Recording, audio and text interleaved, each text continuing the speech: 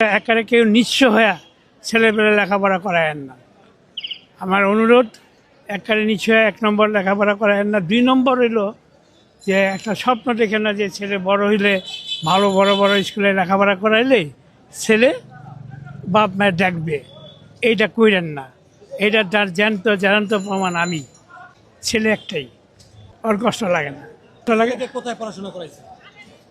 Saint গ্রেগরিতে Lakshmibazar Saint Gregory school, Dhaka বিশ্ববিদ্যালয়। আমার ছেলে বিকাশ ব্যাংকের সিনিয়র অফিসার। এখনও বিয়া শাদি করে নাই। আমি এখন বিয়া শাদি করবো, বিয়া শাদি করে নিই, তারপর পরে দেখা যাবে। আমার জিজ্ঞেস করে না। আমার খারাপ লাগে, মানে আমি রাস্তাতে কাঁদছি, বিভিন্ন জায়গায় গেছি।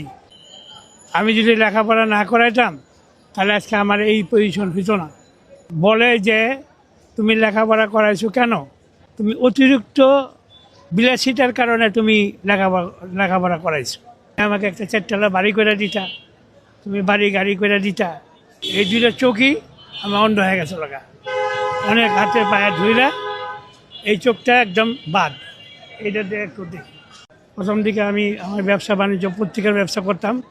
শাহজাহানহাট পুলিশ বক্সের সামনে, প্রথম আলো, ডেইলি স্টার, তারপরে এই বিভিন্ন ধরনের পত্রিকা। এখানে 50 বছর ব্যবসা করছি। আমার বিভিন্ন ধরনের রোগ টোগ হওয়ার পর আমাকে আর কেউ সহযোগিতা করে না। ছেলেটারে পড়াইছি, ছেলে বলে যে তুমি এতদূর পর্যন্ত লেখাপড়া করাইছো কেন?